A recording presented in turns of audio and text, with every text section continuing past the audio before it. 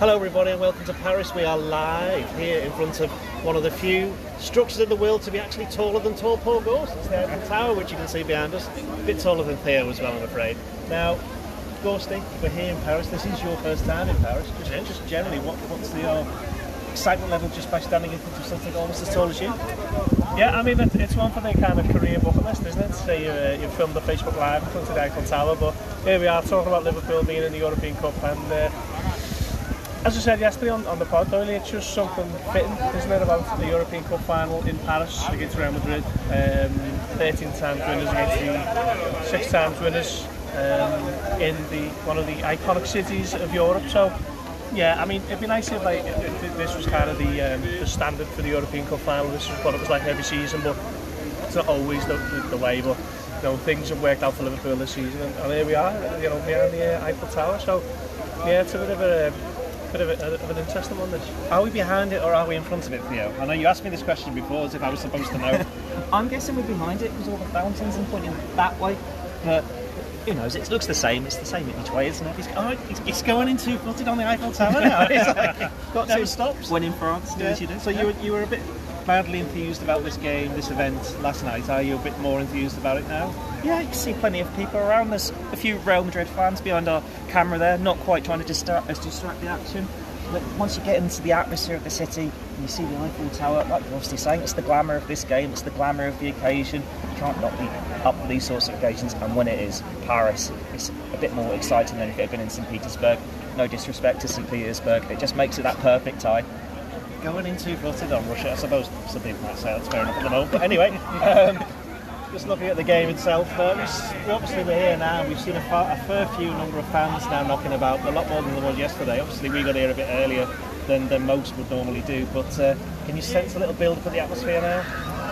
A little bit more, yeah. I mean, we still haven't seen the hundreds of Liverpool fans, have we? But we know that there's going to be 44,000, or rather the fan zone is permitted to host 44,000 on the day of the game, on top of the 20,000 that we know are going to be in there, the Liverpool fans. It's going to be well more than that, isn't it? So, yeah, I imagine fans will be coming over in the thousands in the next, 24 hours, and Paris is going to turn red. So I'm looking forward to that. But at the moment, not seeing too much of it. I think we did see on the drive down here. We did see a couple of cars, didn't we? I think most of the people here are just general Parisian tourists, aren't they? So not seeing too much in the way of Liverpool supporters, but I mean, for Madrid as well, it's accessible for them, isn't it? So I imagine it's going to be quite the occasion actually on Saturday, and I'm sure as we get closer and closer to the game, we'll start seeing more and more supporters. There's a Real Madrid fan behind us there, or in front of us with the big flag. So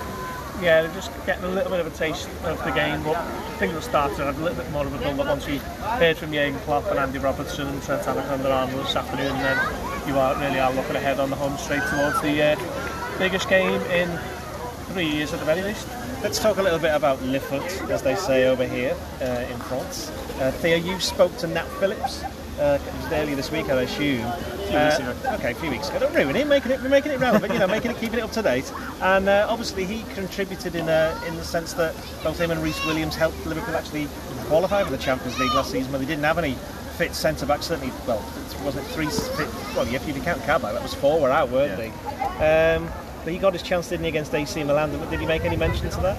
Yeah, he made a couple of mentions to it. It was quite an interesting one because he didn't realise how good the Pro turn was. It was only when his phone went mental after the game, and he says it was just instinct, like Zlatan sold himself a little bit short, so he's just done this move. Didn't even realise Kessie was there, and then he hears Big Abu Konate screaming next to him and goes, "Oh, I've actually done something quite good there."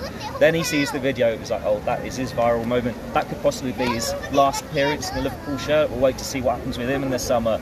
But yeah, both him and Reece Williams have played a huge part. Nat will be here in Paris cheering on Liverpool this weekend. I suppose Reece has potentially got a chance of being on the bench, depending on who's fit in the squad. But you don't forget, only 13, 14 months ago, we didn't even know if Liverpool would be in the Champions League, yet here we are in Paris. And those two, as much as they play it down, played a huge part in that. I mean, Gorsty, just looking at, I think you did an interview with Sadio Mane, didn't you? And that one came out last night. I know we may mention it in the podcast briefly yesterday, but you can probably expand a little bit on what you said, because while there are reports today coming out of Germany say that he could be off to Bayern Munich, and they're pretty much convinced. You seem to think the other. Yeah, just just obviously from the answers you gave in the media there on Wednesday. I actually read it as, he was quite positive, he was quite jovial, he was in a good mood, he was bouncing through the media day, and he didn't strike me as someone who was about to deliver a bombshell. There's big news that he's off. So I just got the feeling that win, lose or draw on Saturday, if Mane is true to his word and he does promise us that all will be revealed, but I can't really see him not saying he's going to be staying.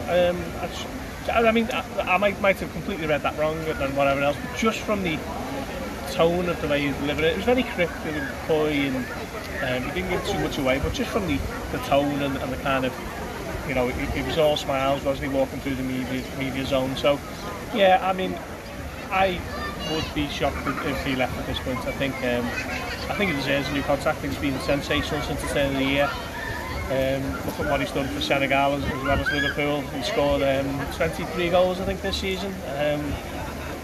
And he was asked about the Ballon d'Or hopes as well, wasn't he? And he kind of said, well, if I win the Champions League and what I've done with Senegal and this season and whatever, then that's for you to decide. And I think he'll have a great chance if Liverpool are European Cup winners this weekend, as much as anyone else in the Liverpool team. So, yeah, we shall wait and see. But I just felt that, as I say, the kind of attitude and tone of his answers and whatever, while they were a little bit, give us a bit more on that, please, Sadio.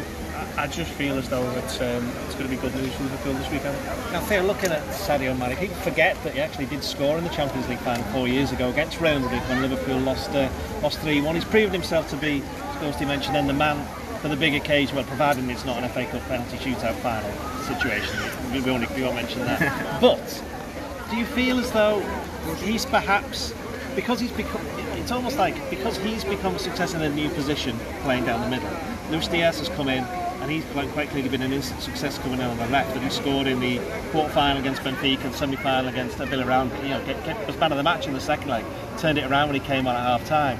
That people aren't talking so much about Mohamed Salah now, and that could kind of just allow him to, for as much as, I reckon Liverpool's best player can sneak up on the blind side, but he's had his experience against Real Madrid in the past in this final. He got a certain sense of revenge by scoring the following year against Tottenham when Liverpool won 2-0 to win the Champions League. But for him, this is going to be an absolutely massive game, isn't it? Yeah, it is. We've heard those comments from him all the way through in this build-up. This was the game he wanted. He wants revenge. He wants to set the score straight. He said at the time it was the low point of his career. We know he came off in the FA Cup final, but you can see the delight on his face just getting that goal against Wolves last weekend. Yes, admittedly, he probably thought at that moment that it could be a title-winning goal, but he's not had the best of time in front of goal in 2022, so he's ending that drought, and he'll want to go out and stake this claim against Real Madrid. We know, like Sadio Mane, his future's a bit uncertain. He said he will be here next year, so it's a case for him to go and prove that, yes, you should be paying me whatever I'm asking for. I am one of the best players in the world.